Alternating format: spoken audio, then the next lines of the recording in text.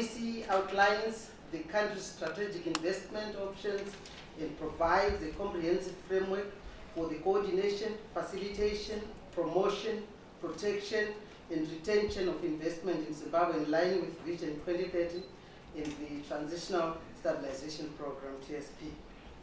The objectives of the policy include, among many, the following: to restore and sustain investor confidence through guarantees for investment protection, repatriation of profits, policy consistency, and transparency throughout the entire investment management cycle.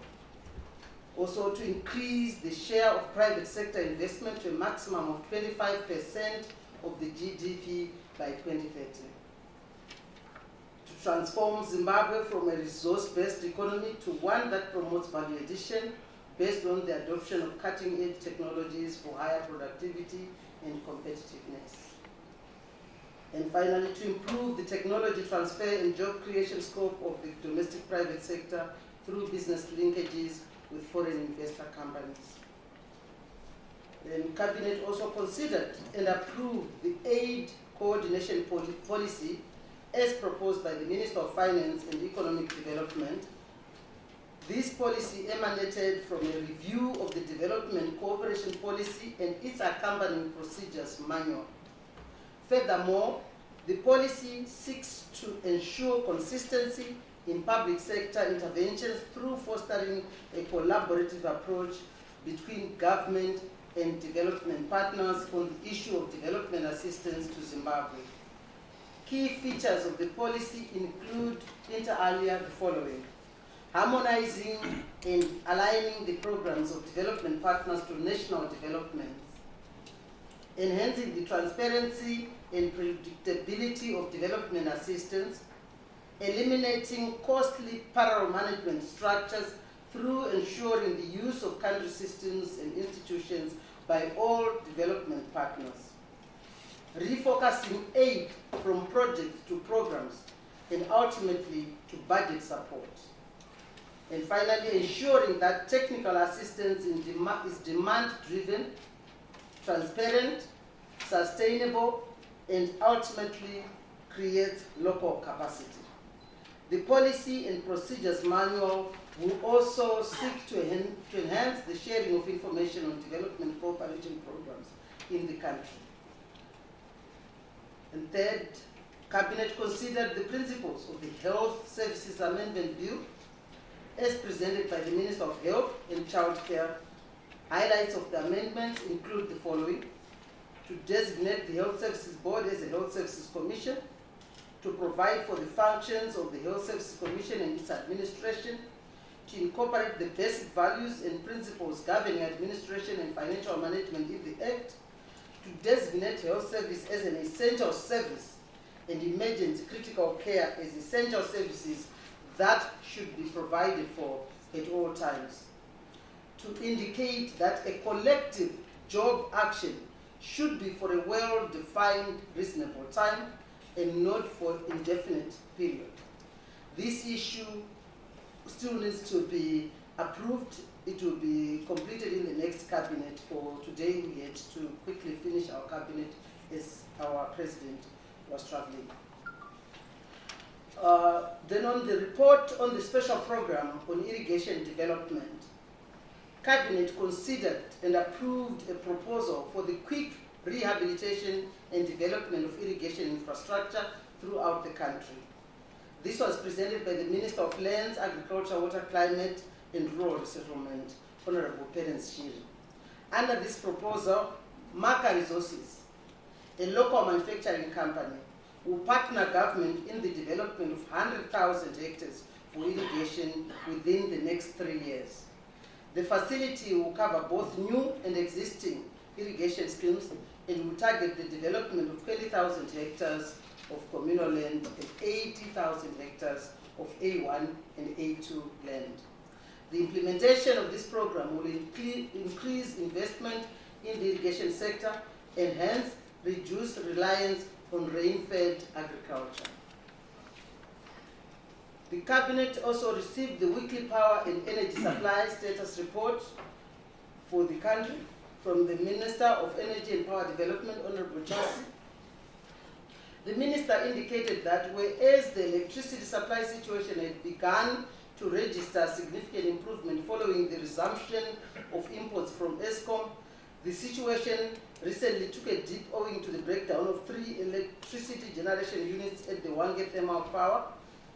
However, the Minister assured Cabinet that the situation should stabilize within a few days' time, since 2 of those 3 broken down units are now expected to return to service very, very soon.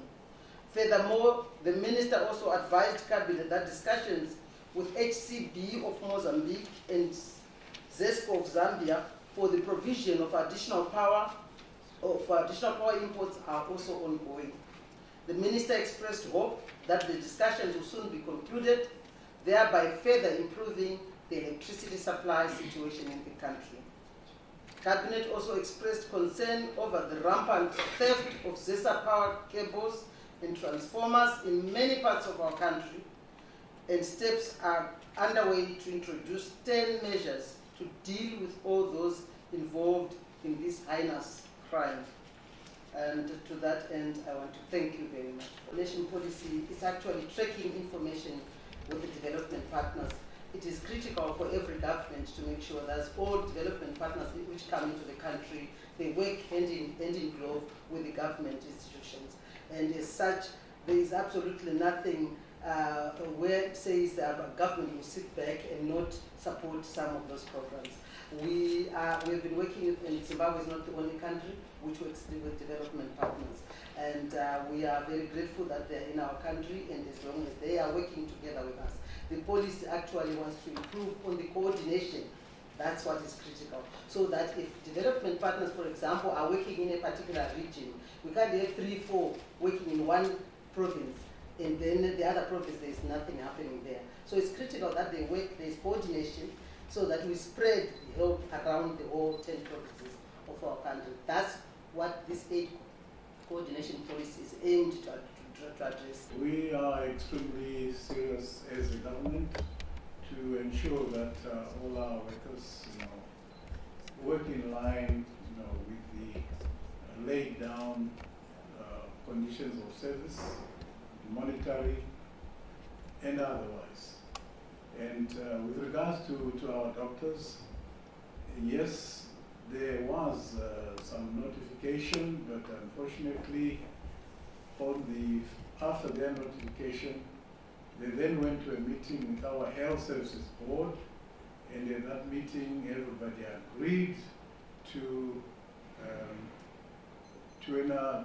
some points, which are related to, which ended up, with a collective bargaining agreement. So that collective bargaining agreement is what had to be adhered to as far as the health services board was concerned.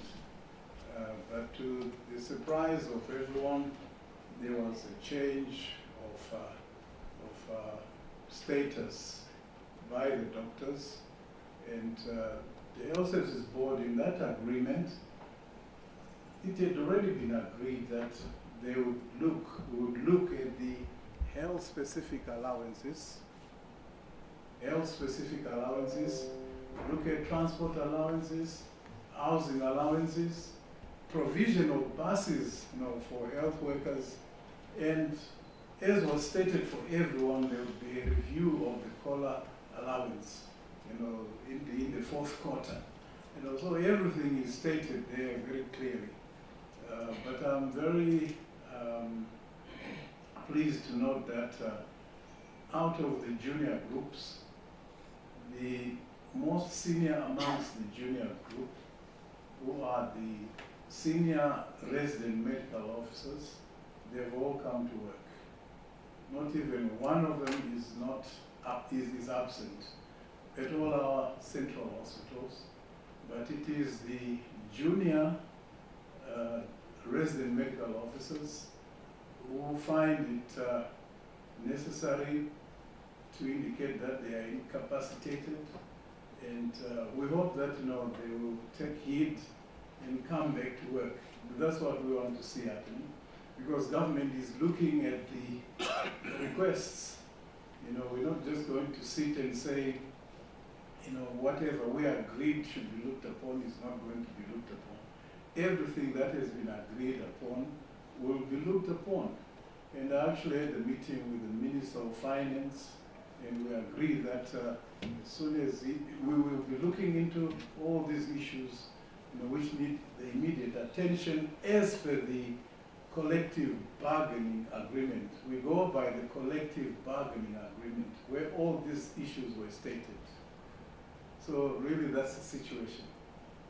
Government is seized with what is happening in South Africa, and a statement will be issued later on. On leonewzimbabwe.com, the HCB and Zexco, which you mentioned, and the question was, are we paying our installments? And yes, I would say yes. I would not have the list of payments which have been done, but certainly yes, the installments are being paid. The principles of the Health Services Amendment Bill seek to achieve a situation where in future everybody will be fully aware and it will be enacted that healthcare services are an essential service for real. At the moment, we seem to be working on a willy-nilly basis, and we want to make sure that all our workers appreciate that it's actually an act, that it's going to be, that it is an essential service. When you are a health worker, you are providing an essential service. And the issue that, the fact that is going to be a commission will further strengthen the fact that, the health workers are also in a position to respect their own profession. Government is respecting the profession of healthcare workers, and that is why we are also coming up, with the commission. There will be the opportunity for healthcare personnel to look after or to be composing that healthcare commission. So this is a very good move. It's a plus for the healthcare service, and it will align all the ideas and the expectations of the healthcare workers. But on top of it, it will also ensure that there is timeous delivery of requests by the healthcare workers, from the healthcare workers to the commission with immediate answers. Because there will be more access, and we'll be able to get rid of that panacea effect which has been taking place on a continuous basis. So I think this is something which is worthwhile, and this was as a result of a request from the healthcare workers themselves. Since 1992, there was a commission which was formed which had to look at the healthcare services, and there was a recommendation that we have a health services commission. And before that, I'm told that in the early 1920s, there was also that request.